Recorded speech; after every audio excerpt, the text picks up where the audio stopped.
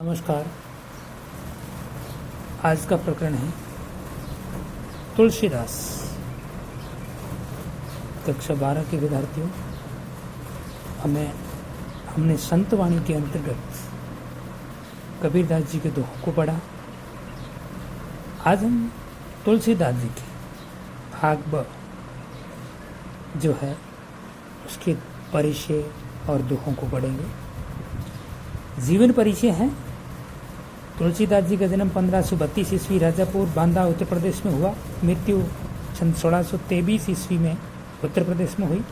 पिता का नाम आत्माराम था, माता का नाम हुलसी था, गुरु का नाम नरहरिदास, शिक्षा गुरु से सनातन थे और बचपन में इनका नाम धाम बोला था। पत्नी का नाम रत्नावली था। ऐसा मान्यता है ऐसी कि अभियुक्त मूल नक्षत्र में तुलसीदास जी का जन्म हुआ था और माता पिता ने अन्न होने के कारण उसको त्याग दिया था और फिर ये नरहरिदास के संपर्क में आए थे और नरहरिदास ने इनकी शिक्षा से सनातन जी से करवाई थी। ठीक है। अब साहित्यिक परिचय के अंतर्गत देखिए, भक्ति काल के शगुन काव्य धारा की, राम भक्ति धारा के प्रतिनिधि अधिकारी ये हैं और दासी चुनिया ने 5 साल तक लालन पालन किया। कहीं कहीं नाम मुनिया भी आता है, लेकिन जहाँ मेरे ध्यान में है चुनिया दासी का नाम आता है। तुलसीदास जी रामानंदी परंपरा के सौते स्तंभ थे। तुलसीदास जी थे रामानंदी परंपरा के सौते स्तंभ थे। ठीक है। रामानंद, राघवानंद, नरियानंद, फिर तुलसीदास, इस प्रकार से। चित्रकूट में तुलसी को राम की अलौकिक अनुभूति हुई। तुलसीदास के काव्य में समन्वय की भावना सर्वोपरि है, इसलिए समन्वय का विराट सृष्टा कहा जाता है, क्योंकि सगुण निर्गुण का समन्वय किया। ठीक है ना।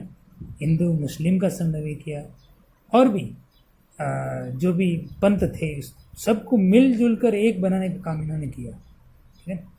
प्रेमा भक्ति, निर्गुण भक्ति, है ना, जिस सबके अंदर समन्वय करके इन्होंने समन्वय की सरिता बहाई और समाज के सामने एक अच्छा आदर्श प्रस्तुत किया कि भारतीय समाज के आदर्श व पथ प्रदर्शक है।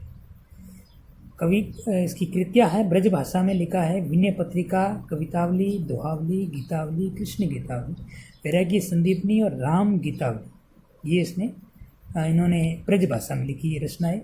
और अवधि भाषा की इनकी रचनाएं रामचरित मानस, राम लैला नैचो, पार्वती मंगल, जानकी मंगल, रमंग्य प्रश्नावली, बरवे रामायण, हनुमान भाव। तुलसीदास जी को दी की संज्ञा, यानी कुछ विचारक विद्वान इसको उपनाम दिया गया है, संज्ञा दी गई है। कलिकाल का वाल्मीकि कहते हैं नाभादास। महात्मा बुद्ध के बाद दूसरा बड़ा लोक नायक कहते हैं जॉर्ज अब्राहम ग्रीशियन। मुगल काल का सबसे बड़ा आदमी कहते हैं विंसेंट स्मिथ। और आनंद वन का वृक्ष कहाँ है? डॉक्टर मधुसूदन सरस्वती। रामचरित मानस में 7 कांड है, जैसे बहाल, अयोध्या, अरण्य, किष्किंधा, सुंदर, लंका, उत्तरकांड और एक और कांड है लवकुश कांड। इन सब में सबसे बड़ा कांड बालकांड है और सबसे छोटा कांड किष्किंधा कांड है। ठीक है। ये हुआ तुलसीदास जी का जीवन एवं साहित्यिक परिचय। अब हम तुलसीदास जी के पाठ परिचय के अंतर्गत आते हैं कि तुलसीदास जी के पाठ परिचय के अंतर्गत देखिए, पुस्तक में संग्रहित तुलसी के दोहे मानवता की सीख देते हैं। किसकी सीख देते हैं? मानवता की सीख देने का काम तुलसीदास जी के दोहे करते हैं। ठीक है। दूसरा है, कामा क्रोध आदि दुर्गुणों से दूर रहना चाहिए।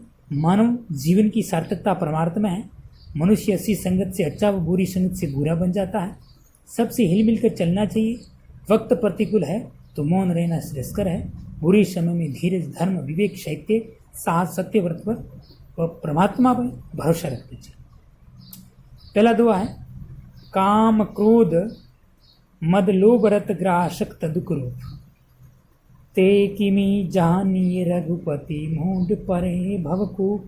तुलसीदास जी कहते हैं काम क्रोध मद लोभ रत ग्रासक्त दुख रूप, ते किमी जानी रघुपति मूड परे भवकूप। दूसरा है कहिबे की रचना रसी सुनिबे के किए काम धरिबे के शित हित सहित परमारती सुजान। सबसे पहले हम दोनों दोहों के शब्दार्थ लिखेंगे। देखिए, काम आपको पता है, कामनाएं होती उसे कहते हैं, इच्छाएं होती उसे कहते हैं। क्रोध, मद होता है, अहंकार को कहते हैं। तो मद का अर्थ लिख देंगे आप अहंकार, किताब के साथ में लिख देंगे, ठीक है ना।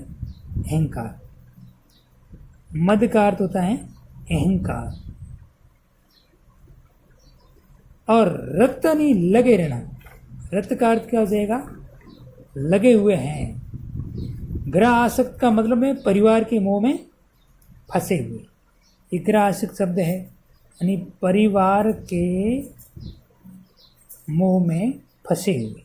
किसमें फंसे हुए, परिवार के मोह में फंसे हुए।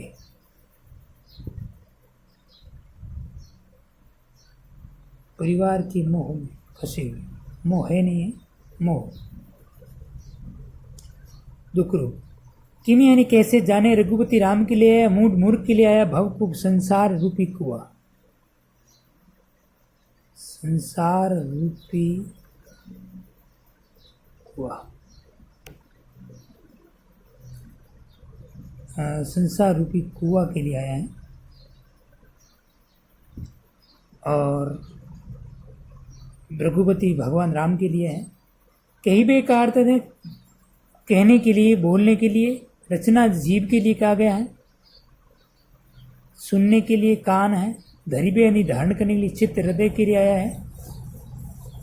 परमार्थ सुजान, परमार्थ के लिए। धरिबे यानी धारण करने, ठीक है। अब देखिए, तुलसीदास जी कहते हैं कि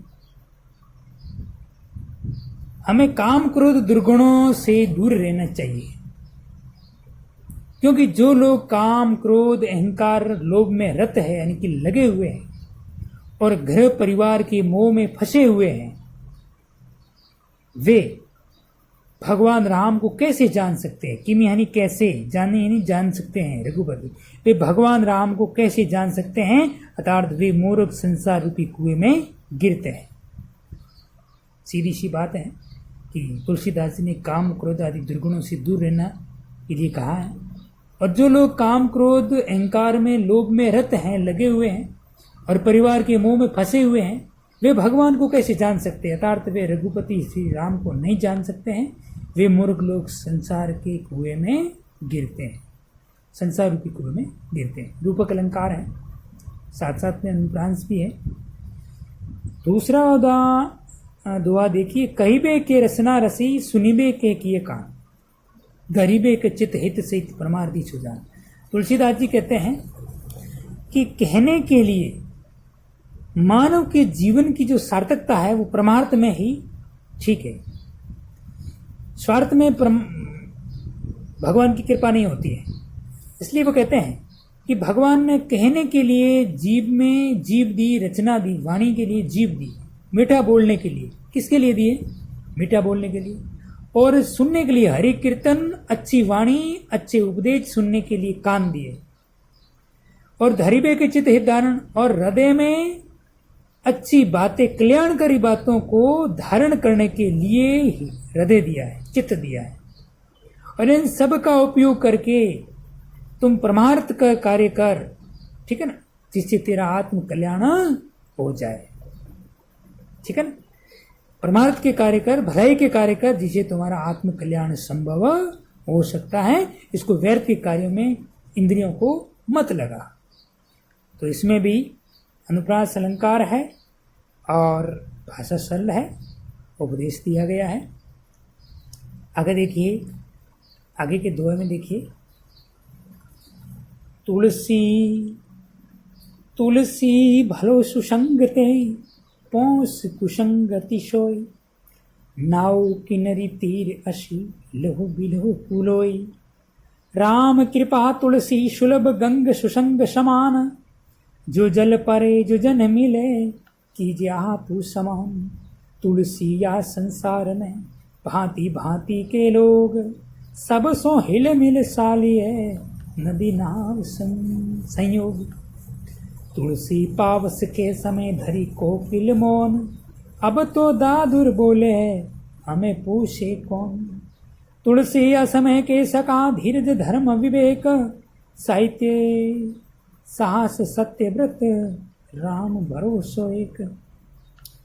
जी हाँ, सबसे पहले तुलसी भलो सुसंगतो पोस कुसंगति सोई, नौ किन्नरी तीर असी लोहो बिलोकु लोई।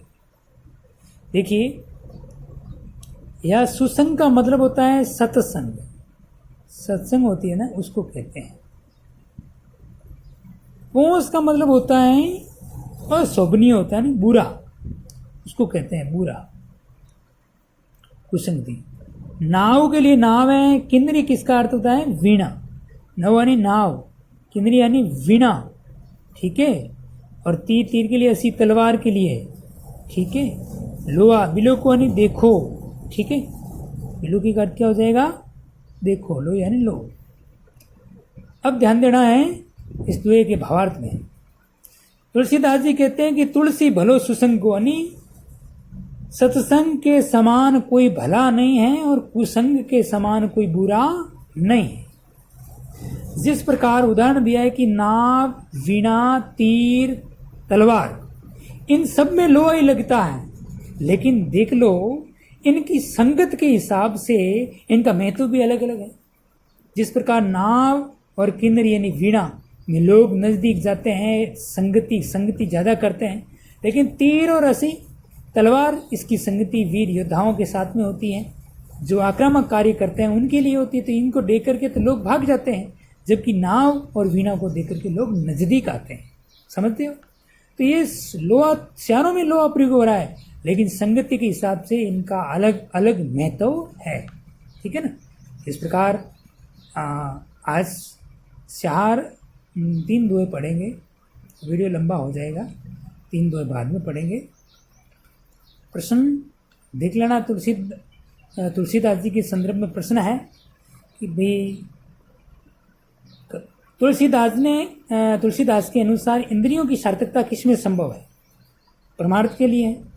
ये तुलसीदास जी ने बताया है, हमने पढ़ा था कि ईश्वर प्राप्ति से और की ओर ले जाने के लिए हम जो प्रयास करते हैं, तो उसमें इंद्रियों की सार्थकता है। कवि के अनुसार मनुष्य जीवन की संगति से क्या प्रभाव पड़ता है? ये अभी हमने पढ़ा है। 2, अच्छी संगति से अच्छा, बुरी संगति से बुरा। तो आज इतना ही।